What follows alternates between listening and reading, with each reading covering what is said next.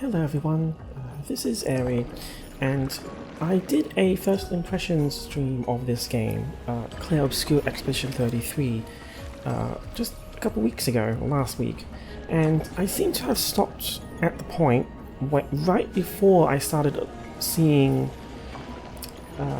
issues with the user interface and how it's actually a little bit more clunky than I thought. And it turns out I ended up talking about this more than expected in private, about just how awkward it is to navigate the pause menu. And I thought I'd jot down some of my thoughts here, because, well, maybe it might be useful to someone, or maybe someone wants to see my observations and how I think. And I will probably point out that this probably will come off as a bit nitpicky. But, well, good UI design is all about those little things, right? So, I'll list them in no particular order, but the first two were probably the ones that I heard complaints about the most, at least among the people I spoke to, and myself included. So I'm just going to move my avatar out of the way first, a bit of an obligatory thing. So, like, if I pause, like literally just press the start button, the default location of my cursor is actually on Gustav. And it's very, very hard to see because the contrast between light and dark here in this menu overall is actually really low. And there's a slight fiery flare around Gustav's cursor, but it actually starts on Gustav. And before I had a full party, when I only had Gustav at the beginning of the game, it was impossible to figure out that the starting location of the cursor when I paused the game was actually Gustav, because there were no other party members. And I assumed that it was just an effect on the party members menu in particular. So like if I switch my mouse, that's the selection, right? Not only that, but the way this icon is highlighted actually goes partly against the assumptions we have when an item is highlighted in the first place. So the button grows and there is a slight fiery effect, which is good, but the button itself actually becomes dark instead of light, and it's a kind of a natural assumption based on other video games and UIs, where if it becomes dark, that's actually an indicator of deselection. Not only that, but like the outline of these buttons here for journal inventory, there is a slight pronounced white outline around these, and yet it isn't present here. So it's actually less obvious that these are even icons to select in the first place, because these do have a bright outline and it disappears, which indicates the selection. But since there's only two options here, it's actually like, if it's a quick glance, right, it's hard to tell which one is selected. And the same thing happens here when you only had two party members. So the second issue actually goes into when you select a character in the first place, and when you press A to select Gustav, let's say. Here, it's not really clear what happens when you select one of these items.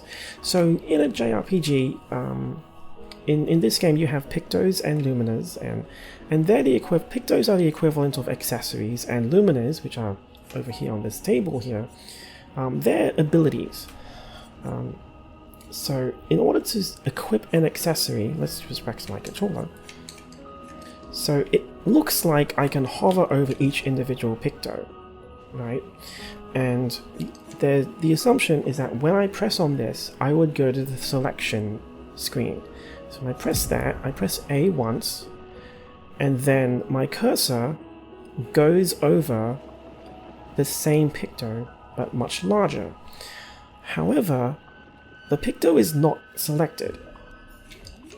I need to actually press A again to switch over to the actual item selection screen.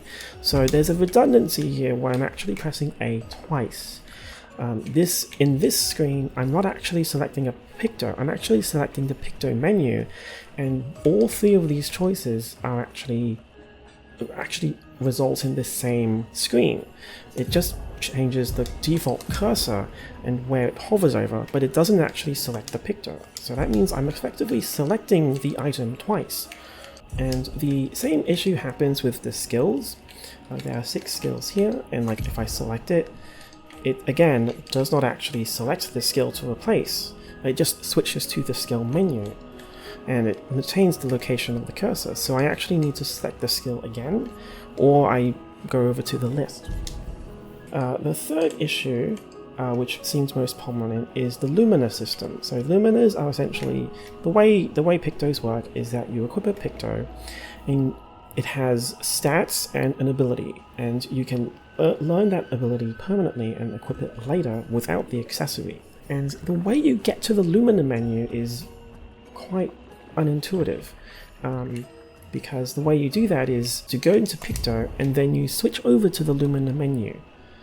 As a kind of hotkey between accessories and abilities, and that kind of hotkey exists in the other JRPGs. And there's something unintuitive here, where the tutorial prompt, like the button reminder symbol for pressing into the left stick, is actually next to the text Luminas.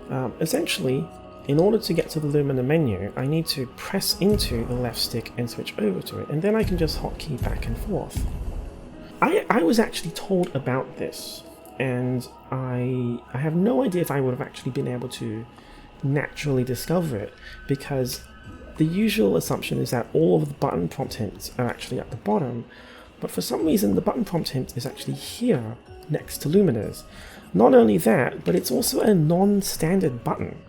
The L3 and R3 buttons are very infrequently used in most games, and that particular symbol is not very intuitive compared to the ABXY buttons.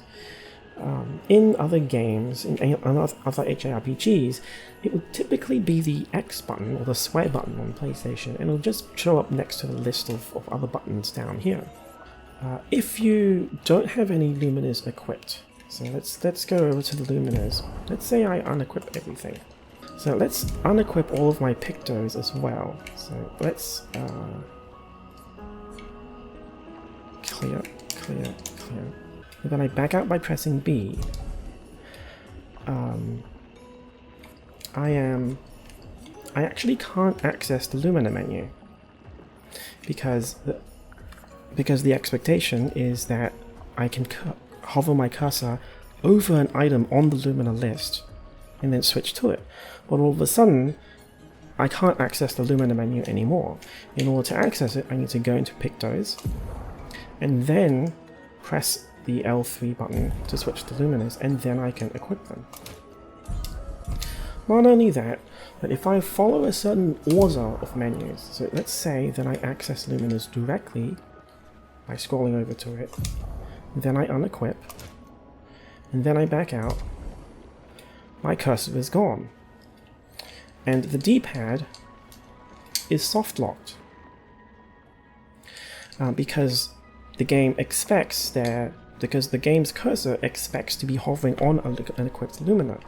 So the D-pad is effectively broken, but fortunately, since the L stick and mouse input is the same, I can just tap my left stick and it works. But that's another small thing as well. And one might sound like not a big deal, but in UI design, it really is about optimizing those small things constantly. And those are the little things that I've been noticing. It makes the whole menu navigation process rather clunky, because in JRPGs, the usual expectation is that there'd actually be a list of everything here. There will be multiple ways to access the same menu. So I would expect Lumina and Picto and equipment options to also be on the list here, but they're not here. Instead, you always have to pick a character and access them that way. And in other JRPGs, usually both options are available, or you use the first method of only picking from a list. And there's just lots of different ways to navigate through the different menus quickly with hotkeys and stuff like that. But here, there's only one way. or 2 if you count the selecting from the list and switching to luminous. But it's just one of those little things, and there's just a lack of visual feedback here. Something that was not actually taught clearly is the fact that your healing items are actually not something you purchase. They're actually restored when you rest, and the items actually don't show up in the inventory here. I actually wanted to observe them and read the description, and since they're called tints, I kept expecting the healing items to actually be in this tab here. But they're not. In fact, they never show up anywhere at all in the menu because the items are actually these 3 here. And they're color-coded with some shapes, but there is no text description or anything like that. There is in fact no way to observe these items unless you go into battle and check the tints yourselves. Now, there was a tutorial prompt telling you about the chroma elixirs, which is just a mass elixir full party heal, but for these standard healing items there was no clear tutorial prompt for that until you saw a loading screen. Someone I spoke to, well, for me myself as well, I straight up didn't realize that these items were refreshed after a rest until I got to a loading screen and there was a tooltip saying that. I kept thinking that there would be some sort of shop, or I would just find items and I would need to ration these out, but instead it was it took a while for me to realize that these items were refreshed, and I was encouraged to use them freely because it was only a loading screen tip. I think that issue would have been, again, it's one of those things that you learn eventually, but the fact that it wasn't taught up front, especially if you're carrying some kind of assumption from JRPGs over, it just makes that introduction a bit more clunky. There is also a bit of a broad issue of the text being a little bit too small. This has to do with the fact that it is using a serif font, quite stylish, and it does lead to a few issues with reading it, even on a 1080p screen. It's very tiny. It's like we're dealing with like a couple of pixels of width in the lines here, but it's generally just not enough visibility. There's also another nitpick I can say, where in the settings there is actually no rollover from top to bottom.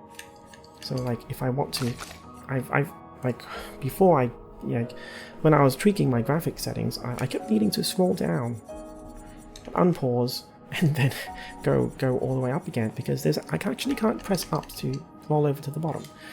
But in the pause menu, there is rollover, so like I can just roll over with this infinitely.